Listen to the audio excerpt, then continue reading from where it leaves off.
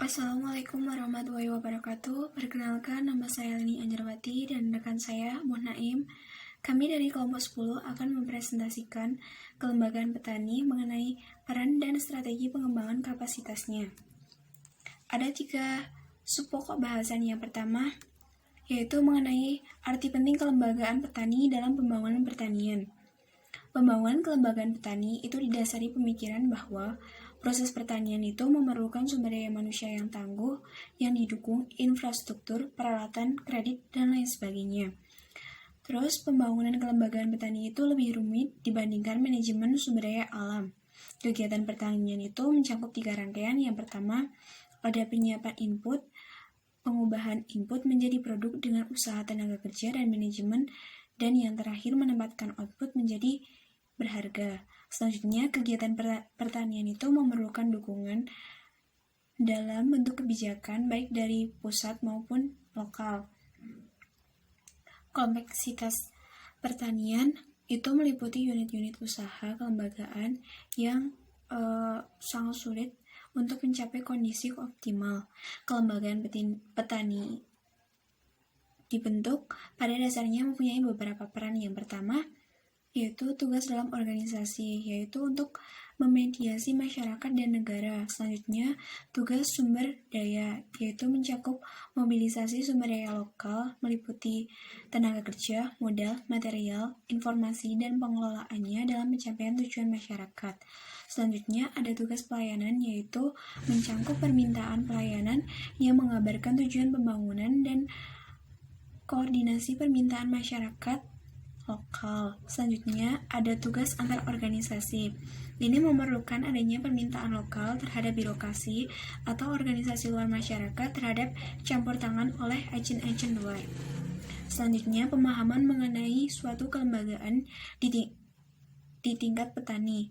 Lembaga itu diperlukan yang pertama sebagai wahana untuk pendidikan, yang kedua kegiatan komersial dan organisasi sumber daya pertanian, yang ketiga pengelolaan properti umum, dan yang terakhir itu membela kepentingan kolektif. Selanjutnya, kemandirian petani melalui kelembagaan petani. Jadi, kelembagaan petani itu diyakini sebagai muara dari suatu usaha pembangunan pertanian.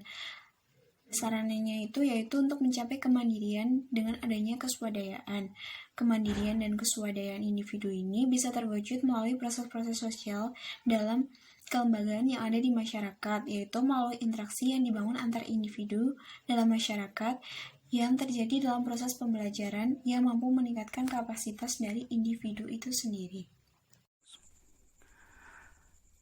Ya, selanjutnya kita membahas tentang pengembangan kelembagaan bagi masyarakat petani dianggap penting karena beberapa alasan, antara lain, yang pertama, banyak masalah pertanian yang hanya dapat dipecahkan oleh suatu lembaga petani.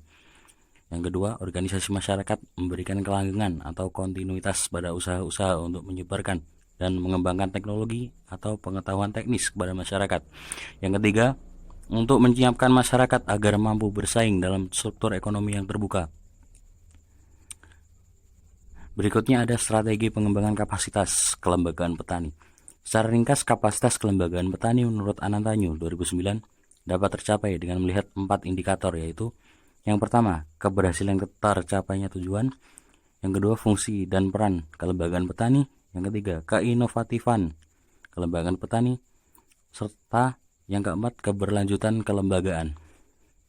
Berdasarkan kajian Anantanyu, langkah-langkah tindakan strategis dalam mengembangkan kelembagaan petani dapat dilakukan sebagai berikut. Yang pertama, peningkatan dukungan penyuluhan pertanian. Yang kedua, peningkatan peran pihak luar, yaitu pemangku kepentingan terutama pemerintah. Yang ketiga, peningkatan kapasitas petani. Yang keempat, peningkatan partisipasi petani dalam kelembagaan petani. Yang terakhir ada kesimpulan, yaitu peningkatan kapasitas kelembagaan petani dilakukan sejalan dengan kegiatan penyuluhan pertanian dengan memotivasi petani untuk berpartisipasi dalam kelembagaan petani. Penyuluhan pertanian perlu dirancang dengan memberikan muatan pada penguatan kapasitas individu petani sekaligus penguatan kapasitas kelembagaan petani. Upaya yang sebaiknya dilakukan oleh pihak-pihak pemangku kepentingan, terutama pemerintah, adalah pertama, meningkatkan kapasitas para penyuluh lapangan menggunakan pendekatan partisipatif berorientasi pada kebutuhan petani dalam melakukan penyuluhan dan memperkuat kelembagaan penyuluhan. Untuk itu diperlukan peran serta semua pihak terkait demi menciptakan kelembagaan yang strategis dan bermanfaat dalam rangka meningkatkan kualitas perekonomian.